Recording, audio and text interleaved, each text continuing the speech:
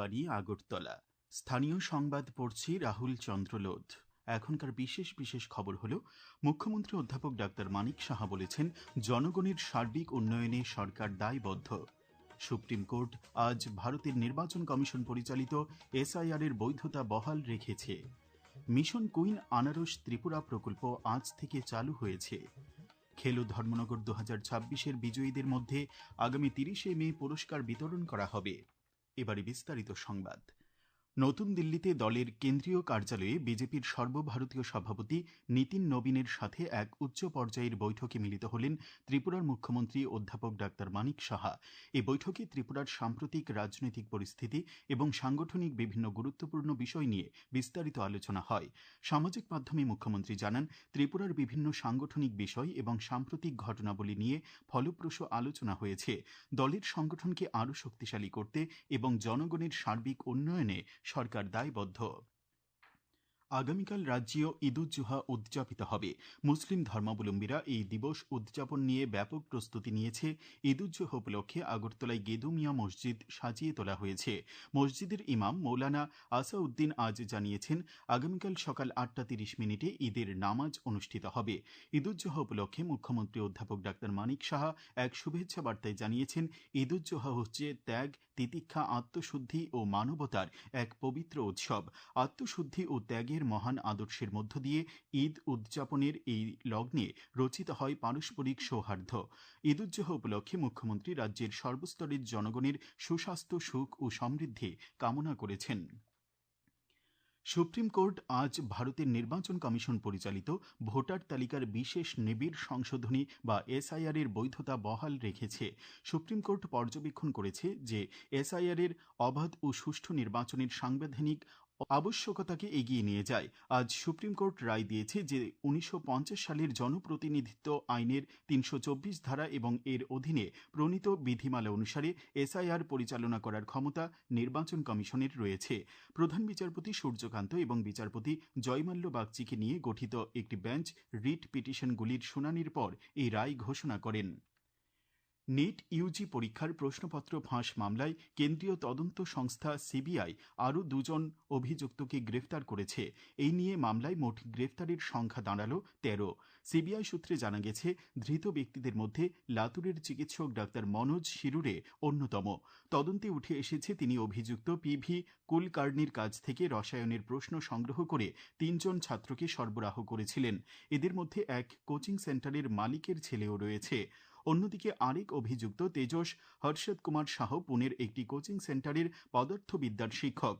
তিনি ধৃত অভিযুক্ত মনীষা হাবিলদারের কাছ থেকে পদার্থবিদ্যার প্রশ্নপত্র সংগ্রহ করেছিলেন বলে সিবিআই জানিয়েছে। তদন্তের অংশ হিসেবে সিবিআই বিভিন্ন স্থানে এখনো পর্যন্ত 49টি জায়গায় তল্লাশি চালিয়েছে। সেখান থেকে বেশ কিছু নথিপত্র, ল্যাপটপ এবং মোবাইল ফোন উদ্ধার করা হয়েছে। উল্লেখ্য, চলতি মাসের 3 তারিখে অনুষ্ঠিত নিট ইউজি পরীক্ষা প্রশ্নপত্র ফাঁসের অভিযোগে বাতিল করা হয়েছে। রাজ্যে সিএনজি এবং পিএনজির বর্ধিত দাম আজ থেকে কার্যকর হয়েছে। ত্রিপুরা ন্যাচারাল গ্যাস কোম্পানি লিমিটেডের বিজ্ঞপ্তি অনুযায়ী পশ্চিম ত্রিপুরায় সিএনজির দাম প্রতি কেজি 2 টাকা বেড়ে হয়েছে 87 টাকা 15 পয়সা এবং গোমতী জেলায় হয়েছে 91 টাকা 95 পয়সা। এছাড়া পিএনজির দাম পশ্চিম ত্রিপুরায় প্রতি ইউনিট 45 টাকা 88 পয়সা এবং গোমতী জেলাতে 49 টাকা 99 পয়সা নির্ধারণ করা হয়েছে। সরকারি কোয়ার্টার এবং বাণিজ্যিক ক্ষেত্রেও পিএনজির দাম বৃদ্ধি পেয়েছে। কেন্দ্রীয় স্বাস্থ্য মন্ত্রক জানিয়েছে, দেশে এখনও পর্যন্ত ইবোলা ভাইরাস রোগের কোনো ঘটনা রিপোর্ট হয়নি। তবে আফ্রিকার কিছু অংশে সাম্প্রতিক প্রাদুর্ভাবের পর পরিস্থিতির উপর বিশেষ নজর রাখা হচ্ছে। ওগান্ডা থেকে আসা এক ব্যক্তিকে হালকা উপসর্গ নিয়ে বেঙ্গালুরুর একটি সরকারি হাসপাতালে পর্যবেক্ষণে রাখা হয়েছিল। পরীক্ষার জন্য নমুনা পাঠানো হলে রিপোর্টে ইবোলা নেগেটিভ এসেছে। স্বাস্থ্যমন্ত্রক জানিয়েছে, বিশ্ব স্বাস্থ্য সংস্থার নির্দেশিকা মেনে সব ধরনের সতর্কতামূলক ব্যবস্থা নেওয়া হয়েছে। নাগরিকদের আতঙ্কিত না হয়ে শুধুমাত্র সরকারি সূত্রের তথ্যের উপর নির্ভর করার পরামর্শ দেওয়া হয়েছে। এই খবর আপনারা শুনছেন আকাশবাণীর আগরতলা কেন্দ্র থেকে।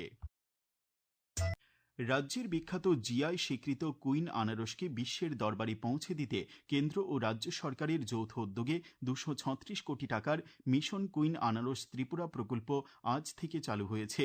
নতুন দিল্লির সঞ্চার ভবন থেকে ভার্চুয়ালভাবে এই অনুষ্ঠানে যোগ দেন কেন্দ্রীয় মন্ত্রী জ্যোতিরাদিত্য এম সিন্ধিয়া।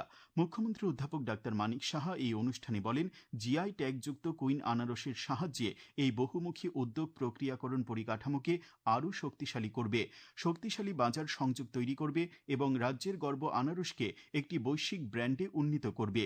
মুখ্যমন্ত্রী বলেন, উৎপাদনের ব্যবধান কমিয়ে এবং রপ্তানির সুযোগ বাড়িয়ে ত্রিপুরা রাজ্যের গ্রামীণ অর্থনৈতিক প্রবৃদ্ধিকে ত্বরান্বিত করতে এবং কৃষকদের আয় বাড়াতে রাজ্য সরকার প্রতিশ্রুতিবদ্ধ। কৃষিমন্ত্রী রতনলাল নাথ বলেছেন, 3 বছর মেয়াদী প্রকল্পের লক্ষ্য রাজ্যের কৃষকদের আয় বৃদ্ধি এবং ত্রিপুরার কৃষিভিত্তিক অর্থনীতিকে আরও শক্তিশালী করা। তিনি বলেন, রাজ্যে মূলত জনজাতি কৃষকরা কুইন ও কিউ জাতের আনারস চাষ করছে। ত্রিপুরার রাজ্যফল কুইন আনারস জিআই ট্যাগ প্রাপ্ত। এই আনারসের অসামান্য প্রাকৃতিক গুণাগুণ থাকা সত্ত্বেও রাজ্যের ক্ষুদ্র কৃষকরা এখনও প্রতি কেজি মাত্র 6 থেকে 10 টাকা দরে মূল্য পায়।